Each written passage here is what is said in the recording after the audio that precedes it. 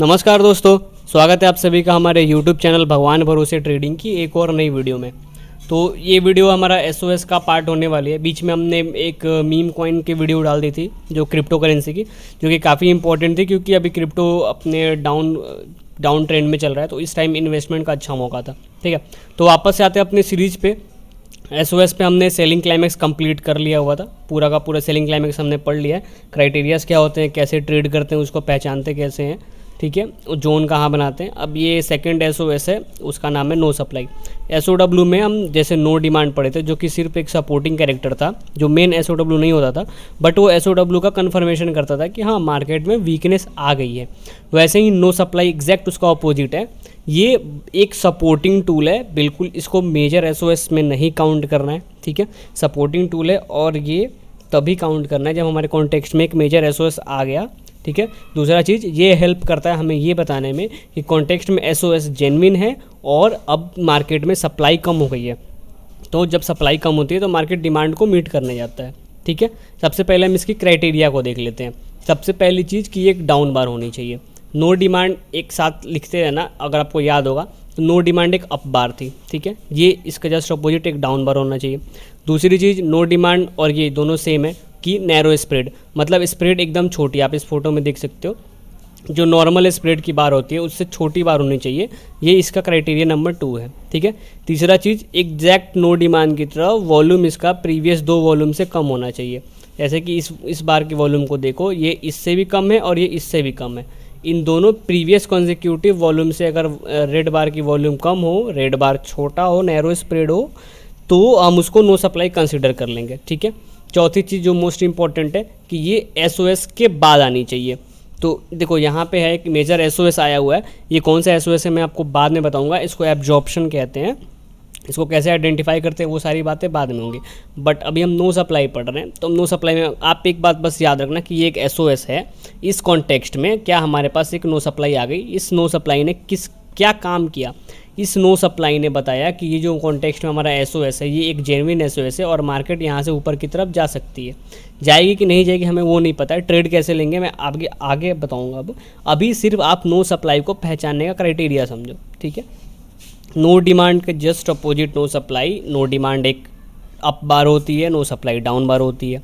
No demand भी narrow spread होती है, नो सप्लाई भी नैरो स्प्रेड होती है। नो डिमांड की वॉल्यूम भी प्रीवियस 2 से कम होती है, बस वो ग्रीन होगी यानी कि अप बार होगी, बट नो सप्लाई डाउन बार है तो वो रेड है, but volume previous consecutive 2 volume से कम ही होगी। फोर्थ, नो डिमांड अगेन हमेशा एक एसओडब्ल्यू मेजर एसओडब्ल्यू के बाद आती है तो ही कंसीडर होती है, जो बताती है कि मार्केट में वीकनेस जेन्युइन है।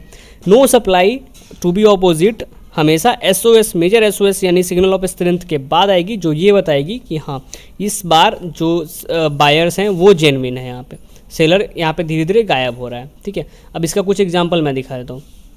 यहाँ पे देखो क्या हुआ, ये मान लेते हैं कि एक एसओएस है, मान लेते हैं आपको पता है एसओएस है, जैसे मैं इसको आगे बता दूंगा। यहाँ पे मार्केट नीचे की तरफ गया, देखो सबसे पहले स्टोरी बनाते हैं। मार्केट ने गैप अप लिया हुआ है यहाँ पे। ठीक है, गैप अप लेने के बाद एक स्ट्रॉन्ग अप बार बनाई, फिर मार्केट ने रिट्रेस करा नीचे की तरफ। रिट्रेस करते टाइम इस बार को देखो, एक डाउन बार प्रीवियस 2 वॉल्यूम से कम नैरो स्प्रेड, एक नो सप्लाई।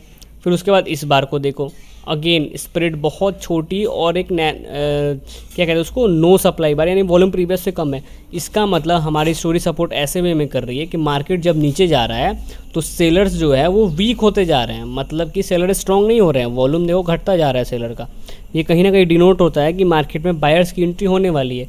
वहीं एक बायर बार को देख लो, इस पूरे के पूरे सेलर बार में सबसे बड़ा वॉल्यूम इस बायर का है। ठीक है, इसका मतलब कहीं ना कहीं ये सब डिनोट कर रहा है कि यहाँ पे बायर्स ने एंट्री ले ली है और इस नो सप्लाई के बाद तो गेम ही हो जाता है।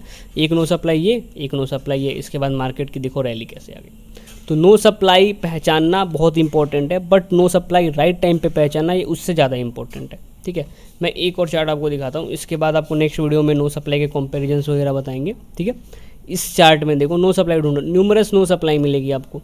एक यहाँ पे मिल जाएगी, हालांकि इसका स्प्रेड थोड़ा सा ज़्यादा है इसलिए मैं इसको कंसिडर नहीं करूँगा। ठीक है, एक आपको यहाँ पे नो सप्लाई मिल जाएगी, एक आपको यहाँ पे नो सप्लाई मिल जाएगी। ठीक है, एक आपको ये नो सप्लाई मिल गई, एक ये मिल गई। तो क्या सारी नो सप्लाई देखो एक यहाँ पे मिल गई, क्या सारी नो सप्लाई वैलिड है? नहीं, नो सप्लाई उसको कहते हैं, बट वैलिड तभी है जब मार्केट में सेलर गायब हो। अब आप यहाँ पे देखो टॉप पे नो सप्लाई देख रहे हो और मार्केट नीचे गिर गई, इसका कोई सेंस नहीं बनता है। बोलने को आप बोलोगे कि क्राइटेरिया तो मैच कर रहा है, डाउन बार है, नैरो स्प्रेड है, वॉल्यूम प्रीवियस, बट क्या एसओएस है? कॉन्टेक्स्ट मैटर करता है। पूरे वीएसए में हम जब भी वीएसए की बात करते हैं हमेशा स्टोरी की बात करते हैं कि स्टोरी से अगर ट्रेड लोगे तो ही ट्रेड सक्सेसफुल ट्रेड होगी। इस यहाँ पे स्टोरी ऐसे बनेगी कि हमें कुछ कॉन्टेक्स्ट में एसओएस दिखाई देंगे, फिर हम उस पर अपना जोन वगैरह ड्रॉ करेंगे और हमारे सपोर्ट के पास अगर नो सप्लाई, इधर कहीं नो सप्लाई आती है तो हम यहाँ से एक बाई ट्रेड ले सकते हैं। हम ऐसे स्टोरी बनाएंगे। हालांकि no supply, different no supplies को मैं आगे बता दूंगा आपको कैसे नो सप्लाई ट्रेड होती है, कहाँ आइडेंटिफाई करना ज़्यादा इफेक्टिव होता है, ठीक है, वो आगे की वीडियो में चर्चा करेंगे। तो आई होप आपने नो सप्लाई ढूंढना, मतलब नो सप्लाई को आप पहचानना सीख गए होगे। नो सप्लाई में अब कोई दिक्कत नहीं आनी चाहिए। नेक्स्ट वीडियो में मैं आपको नो सप्लाई की अलग अलग कंपेयर करके बताऊंगा कि अलग अलग वॉल्यूम और कैरेक्टर चेंज क्या होता है। जैसे नो डिमांड में भी कैरेक्टर चेंज था, वैसे नो सप्लाई में भी होता है। उसके बाद हम टेस्ट की तरफ बढ़ेंगे। तो गाइस बने रहिए हमारे साथ, तब तक के लिए guys bye bye, take care.